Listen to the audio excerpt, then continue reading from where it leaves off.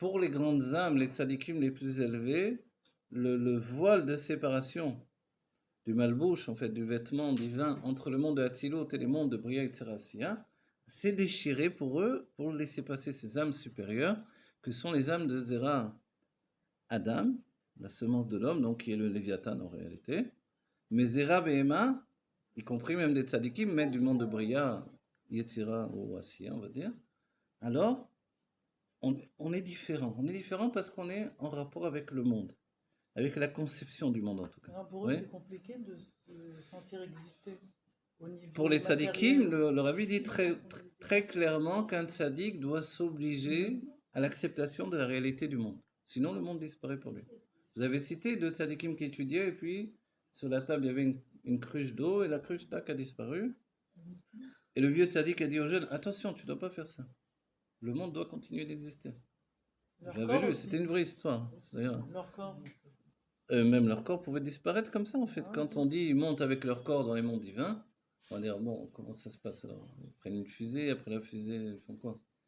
Comment ça se passe concrètement? Peut-être que leur corps disparaît de la réalité devant nous, parce qu'ils sont rentrés dans une autre dimension où le corps physique n'apparaît plus chez nous. Ou alors il apparaît, mais eux, ils sont déjà quittés le monde avec leur âme. Mais dans l'idée où Moshe monte avec son corps, c'est-à-dire Moshe va se cacher sur leur Sinaï pour pouvoir monter avec son corps dans les mondes divins. Nous, à notre niveau, on peut voir leur corps, mais eux, à leur niveau, ils ne se sentent pas un corps. Alors l'explication, c'est que le corps est comme un cli du monde de Hatzilut pour eux. Le corps est une révélation de leur âme. Tandis que chez nous, le corps peut avoir une connotation de différence. C'est uni, l'âme et le corps chez eux? Oui. On va signaler, vous vous rappelez, on a dit tout à l'heure, la différence se fait au niveau du réceptacle et non pas de la lumière. Ce que la femme, quand on dit dans les textes que l'homme est comparé à l'âme et la femme est comparée au corps, sous-entendu que la femme donne à l'homme des réceptacles. Dans les premiers cours que je faisais, souvent pour imaginer des choses, là, je disais, limite la structure. Voilà, je disais qu'un jeune homme avant le mariage, il n'a pas grand-chose avec lui. Il peut déménager léger. Après le mariage, il faut un camion ou deux camions. Pourquoi? Qu'est-ce qui s'est passé? Et même l'homme, il y a dans l'homme un côté de se dire, mais j'ai besoin de tout ça. Il serait prêt à tout jeter, à moins l'homme matérialiste. Mais normalement, dans l'âme de l'homme, il y a ce côté de ne pas être attaché vraiment à la matière. Mais qu'est-ce qui s'est passé? Il est rentré dans le réceptacle de la réalité. Et ces réceptacles de la réalité font que, tout à coup, qu'il le veuille ou non, il s'attache au monde du Shoraba. Comprenez? Et c'est ça le travail de la femme par rapport à l'homme. Bon, on va terminer ce cours peut-être ici. Je pense que pas mal de temps s'est passé. Moi, j'ai pas l'heure puisque j'enregistre. Les Chaim et les Bracha, que Dieu bénisse chacune en particulier. Qu'on vive la Géoula Mitit Vashlema avec le galop de Rabbi Melech Mashiach. La rabbinite, elle est le moyen, le kli bitou, le moyen d'expression du rabbi par rapport à la réalité du monde. Et comme le rabbi l'a mis en avant, la rabbinite aussi peut bénir. Et le rabbi a dit, et la rabbinite, sa bénédiction, elle agit directement dans le monde. Tandis que moi, elle a besoin de se ressourcer dans les mondes divins avant de redescendre dans la réalité.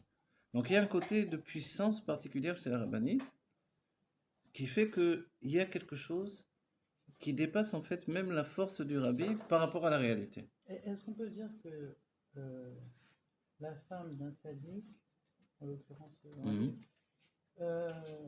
structure et définit le corps que nous, on peut voir? La femme d'un tzaddik structure et définit le corps que nous, on peut voir. Dans ce monde de faux. Dans ce monde matériel, dans ce monde oui, je ne sais pas répondre. Excusez-moi, je ne sais pas répondre à votre question. Il faut que j'y réfléchisse longtemps. Non, c'est vrai, il faut que je réfléchisse à une chose comme ça. En tout cas, on va dire une chose. La malchoute personnelle, oui, elle fait. L'idée de la malchoute, c'est de donner une définition du dévoilement divin. C'est ça la malchoute. Mais les malchoutes lui aussi. Voilà. Elle est malchoute des malchoutes. Voilà, elle est les malchoutes des malchoutes. Par exemple, regardez ça, vous n'avez rien de ça, de malchoute, qu'est-ce que ça veut dire? Et par exemple, le Baal Shem Tov était malchoute de David Améler. Comprenez? Ou Nefesh de Nefesh, plus malchoute c'est Nefesh. Ah ouais. Le Nefesh de David Améler. Tandis que le Or HaChaim était le Roar de Nefesh de David Améler. Oui? C'est-à-dire qu'il y a des petites mesures qui nous ont l'air petites, mais en réalité, elles sont la quintessence en fait de tout le dévoilement divin. C'est ça le rabbi. Quand le rabbi met en avant l'idée de dire c'est pas parce que je suis extraordinaire que je suis euh, en possession d'un pouvoir extraordinaire. C'est parce que ma situation fait que j'accède à un dévoilement particulier. Ça se traduit dans le fait de dire le septième, il est chéri, non pas parce qu'il a une faveur particulière ou une qualité particulière, mais parce qu'il est septième du premier. Et qu'il y a eu un dévoilement qui a été entraîné. Et quand on arrive à la Malchoute, il y a une passation de pouvoir en fait. Vous comprenez, c'est ça l'idée de la royauté du roi. Devient premier. Le septième, il prend une force particulière qui a été engagée par le premier. C'est pour ça qu'on dit Neus Sofan Vetrilatan, Vetrilatan Vesofan. En fait, il porte les 7 en lui. Voilà, il porte les 7 en lui, comme on a vu le rabbi, et il peut apporter autre chose qui était pensé déjà chez le premier, mais que le premier ne pouvait pas entraîner dans la réalité. C'est pareil pour l'évolution du Ham Israël aussi. Si vous voulez, sans doute.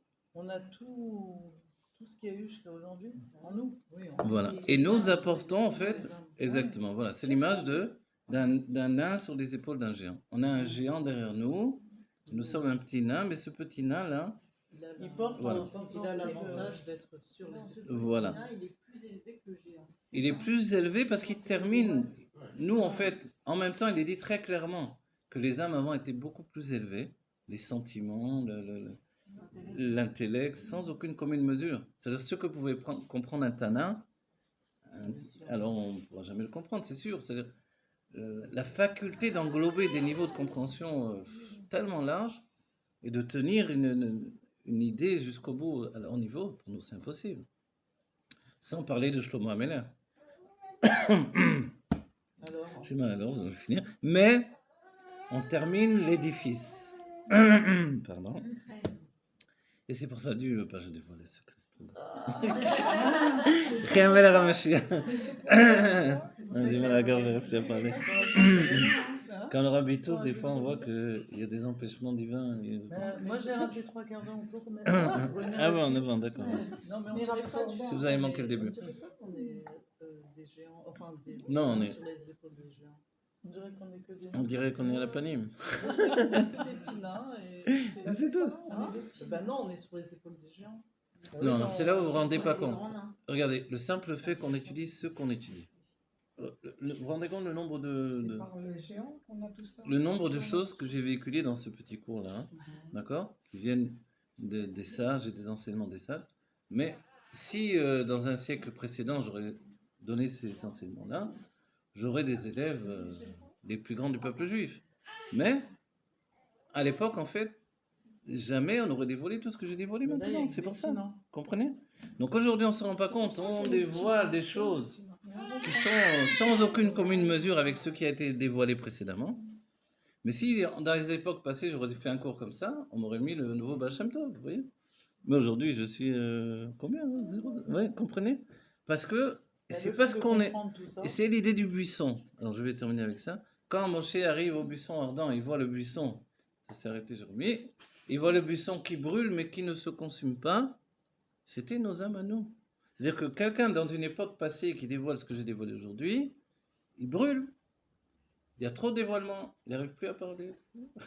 Alors, mais aujourd'hui, vous voyez, on est tranquille. L'Admorazaken n'arrivait même pas à dire Atzilut. Il disait Atzi, il n'arrivait pas à continuer. Non, vous comprenez cette idée-là? C'est-à-dire qu'on véhicule des choses tellement grandes, tellement puissantes, tellement extraordinaires.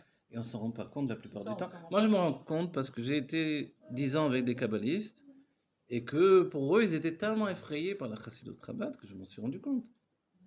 Mais vous, pauvres de vous, vous ne vous rendez pas compte. Donc, quand on a eu la gueule l'habitude de schéma, très bien dommage. Voilà. C'est bien plus élevé que la Kabbale. C'est des niveaux de Kabbalah extraordinaires qu'on étudie en fait. Et c'est à la portée de chacun parce que c'est tellement grand que ça peut descendre dans les niveaux les plus bas. Voilà. Donc en fait, mais c'est quand même basé sur l'idée d'élever l'être vers la Torah et non pas de descendre la Torah vers. Voilà. Moi, mon travail, c'est de vous élever vers la Torah et ne pas descendre la Torah vers vous. Donc j'ai une impression un petit peu de rigoler pour la descendre, mais c'est faux. Elle reste très très élevée. Voilà. Et on termine en disant et en rattachant tout ce qu'a dit les Rebbeim par rapport au Malchouyot, l'estalkout d'une rabbinite, d'une Rebbetzen, c'est comparé en fait au dévoilement de Malchut de Ensof. Voilà, j'ai fait un cours précédemment pour la Midrasha Admatai, qu'il faut encourager, c'est le Midrasha de femmes qui étudient tous les jours.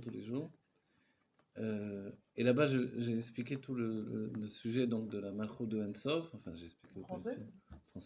C'est qui ces bonnes femmes tous les jours? Tous les jours. Des tzadikets d'un niveau extraordinaire, qui Ça sont veut les dire qu'on femmes n'a de la pas le droit génération, d'errer? comme vous, qui vont entraîner la Géoula Mitiv Vashema. Yechia Melech HaMashiach, vite, on se retrouve avec le Rabbi dans la Géoula Mitiv Vashema. Crie Adonai, Melech HaMashiach.